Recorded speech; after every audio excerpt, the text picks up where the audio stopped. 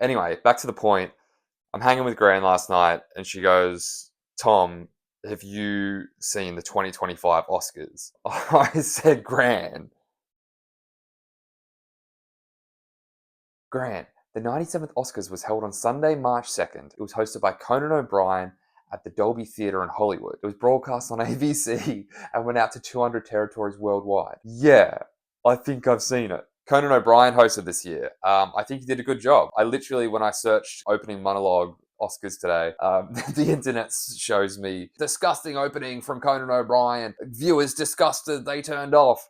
And it's like him climbing out of Demi Moore's body in the substance. No one's actually outraged by that. I get it. It's just bait. You just can't say nothing these days. I want to start with best female actor in a leading role, best actress in a leading role, whatever the preferred nomenclature is there. Can't say nothing these days. Mikey Madsen wins for Anora. Look, I haven't done an Anora review on this channel. I don't think it's as good as everyone says it is. I don't think it's Sean Baker's best. I don't even think it's his second or third best. My Baker tier probably goes Red Rocket, Florida Project, Tangerine, and then Anora. I'm not going to get too deep into my thoughts on Anora.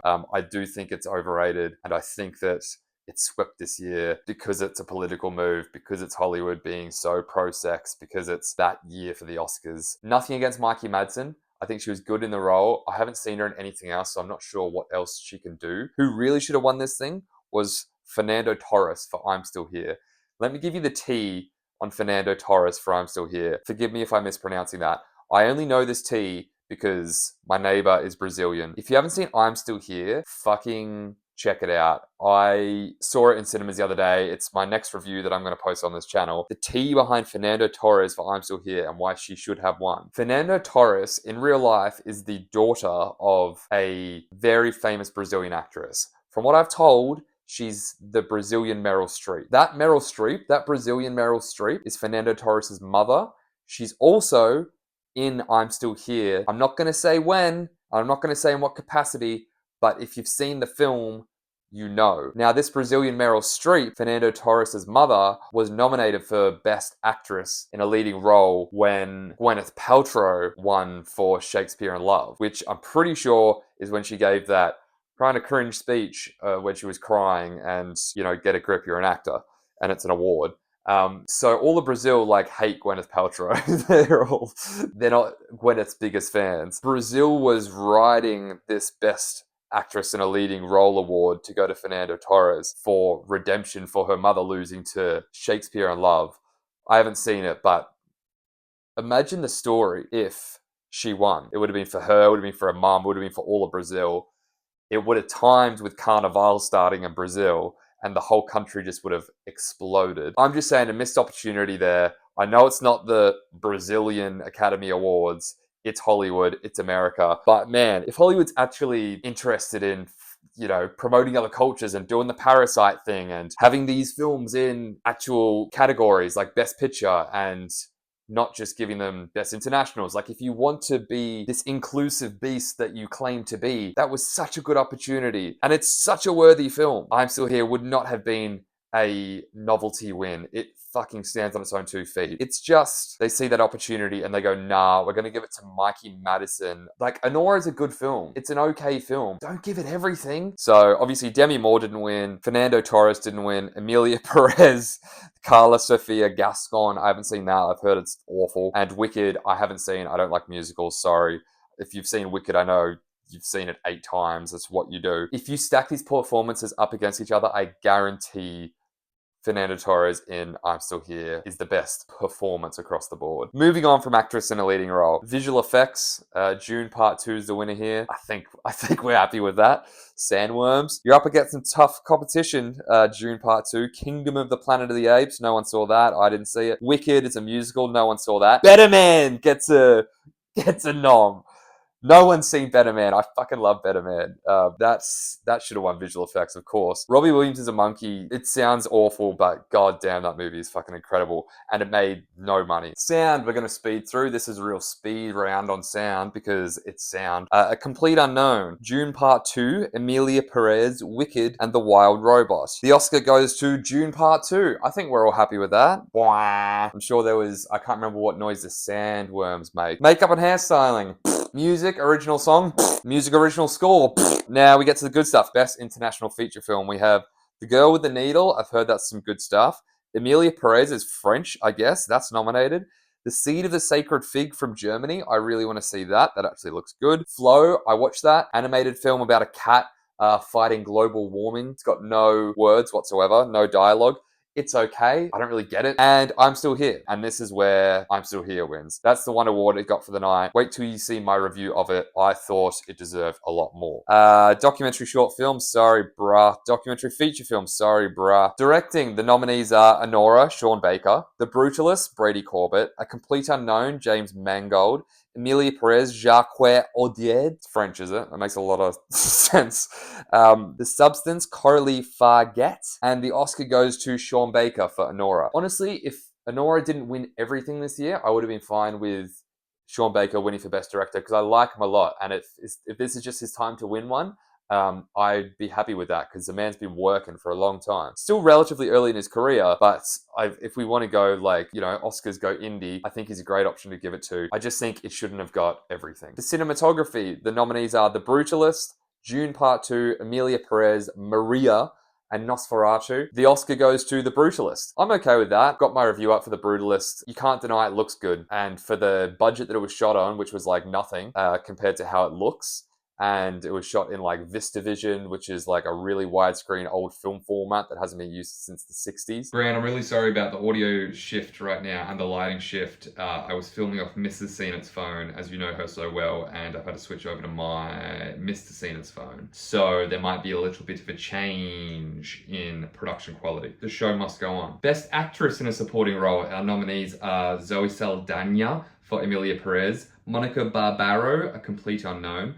Ariana Grande, Wicked, Felicity Jones, The Brutalist, and Isabella Rossellini for Conclave. The Oscar goes to Zoe Saldana for Emilia Perez. I haven't seen Emilia Perez. I've heard it is laughably bad. I think Zoe Saldana is a good actress, and I think this is probably like a Lifetime Achievement Award kind of thing. Maybe it was just her time because she's been doing the damn thing for quite a while, and maybe she doesn't get them when she's Blue in Avatar, maybe they're not giving out Oscars for Blue Tails. Actor in a Supporting Role. Your nominees are Kieran Culkin for A Real Pain, Yura Borisov for Anora, Edward Norton, A Complete Unknown, Guy Pearce, The Brutalist, and Jeremy Strong, The Apprentice. The winner is Kieran Culkin for A Real Pain. I have seen all of those films except for The Apprentice. Jeremy Strong, a known psychopath, so I'm sure he's great in it. Guy Pearce, The Brutalist, I spoke about him in my review. I think he should have won that. It's not just my Aussie bias coming through. I think he was terrifying. Yura Borisov, the Russian guy from Anora, he's so making up the numbers. The photo they got of him up on stage as RDJ is presenting that thing. It's looked like it was taken in his garage. Kieran Culkin, A Real Pain. I liked A Real Pain a lot. I think he's good in it. He's just too close to doing his Succession thing. I'm still yet to see him not be the smart ass. It's funny to see Kieran Culkin receive that award from Robert Downey Jr. and shows so much appreciation to Robert Downey Jr. He shouts him out and he says, Mr. Downey, this means a lot coming from you. Kind of feels like Kieran Culkin based his whole personality off Robert Downey Jr. Kiss Kiss Bang Bang, Robert Downey Jr. His whole shtick, his whole sarcastic, quippy American thing is very RDJ. I think he's really good at it. I think it works really well in Succession. Romulus, in A Real Pain, he's doing it with a bit more depth. I'll give him that, but there's still a lot of Romulus in that role, and for me it's too same to give him an Oscar for it. He's the same guy in his speech. He's the same guy in real life. He hasn't disappeared into something. He is that quick-witted, funny, charismatic guy. The whole point of A Real Pain is he's charismatic and Jesse Eisenberg isn't, and that makes Jesse Eisenberg sad because can you imagine how much I would kill to be able to walk into a room and light it up like you, Kieran Culkin? And Kieran Culkin's charisma that he uses in that film is his real life charisma. It's not acting. Graham, we're on to the big one. We're at the pointy end. Actor in a leading role. The nominees are Adrian Brody for The Brutalist, Timothy Chalamet for A Complete Unknown, Colman Domingo for Sing Sing, Ray Fiennes for Conclave, Sebastian Stan, The Apprentice. And the Oscar goes to Adrian Brody, The Brutalist. Look, I wanted Tim. I really wanted Tim. I think the Academy have got rocks in their head for not giving it to him, to be completely honest. At a time where the Oscars have never been less relevant to young people, Timothy Chalamet is the one guy who people under the age of 30 care about. And he really wanted an Oscar. And to him, it means a lot to win an Oscar. He's out there saying, I want this fucking thing. This Oscar, this Academy Award is the pinnacle. And young people pay attention to him. And for the Academy to not recognize that and not try to just future-proof yourself a little bit seems crazy to me. And in place of Adrian Brody for The Brutalist. Adrian's already got that Oscar.